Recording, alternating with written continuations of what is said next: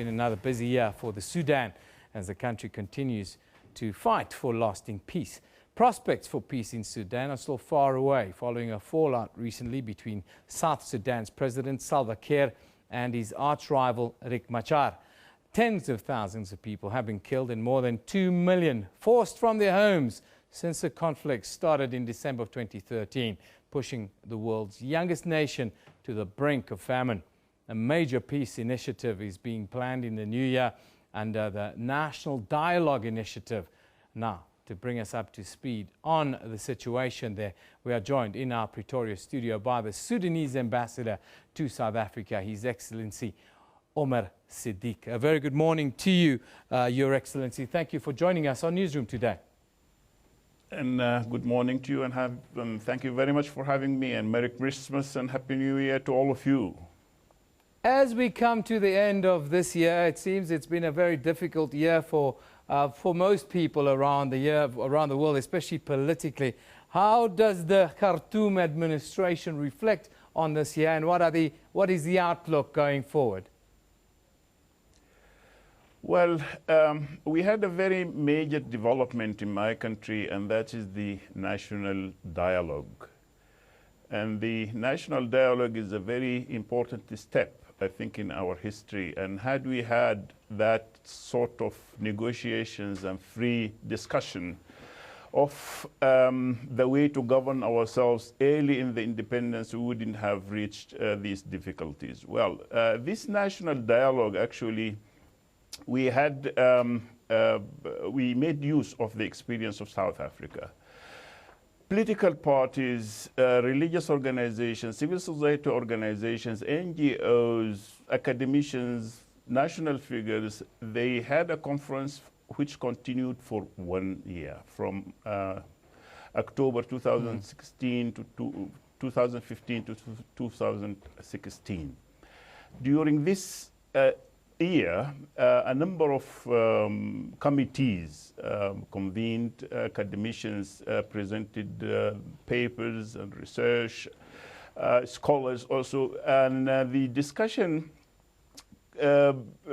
focused on a very important aspect, and that is the identity. Yeah. Identity is very important because since the beginning of our national rule, that's immediately after independence, we had difficulty in identifying who are we. Are we Arabs? Are we Africans? That aspect was very challenging to us. But during this year, the participants in the dialogue, they came up with a very brilliant definition to the Sudanese identity. That is, we are Arabized Africans, Africanized Arabs. So simply we put it to all of us that we are Sudanese. And to be a Sudanese is to have all the liberties, all the fundamental freedoms, and all the rights of citizenship. So this aspect is now put behind us. So now everybody in Sudan is a Sudanese, and there is a definition for the Sudanese identity. That issue is now over.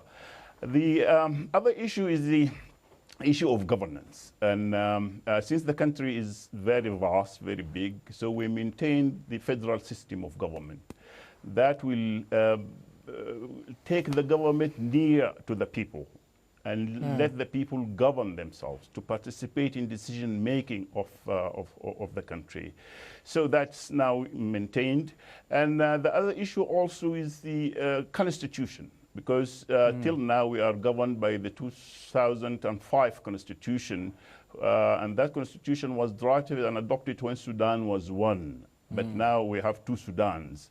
That constitution is now being amended, and the most important part of it is the liberties and fundamental freedoms for everybody. That is now maintained, and a new post of a prime minister is going to be established. The prime minister, this is a new level, and he's going to head the executive branch of the government. He's going to convene and follow up the performance of the executive arm of the government. Also, economy was one of the aspects discussed, and the welfare of the Sudanese people. That also took very long discussion in the negotiations during the conference. You touched on the economy there, and of course we know here in South Africa that the Sudan has been snubbed in recent years by Western countries when it comes to economic scenarios like tourism and the like. Is it, when you have the national dialogue now, is part of that discussion the opening up or the reopening up of Sudan to the world and showing that Sudan is open for tourism but also open for business? Well, you are right. Actually, Sudan was snubbed by particularly the United States. Sudan is put under economic sanctions and economic embargo for quite a long time. And that actually affected the performance of the economy. It affected the livelihood of the people. It affected the economy because the locomotives for the railway, we bought them from the United States long ago, and we can't get spare parts for them. Boeing airplanes, for example, for Sudan Airways, some of them are now grounded because of lack of spare parts.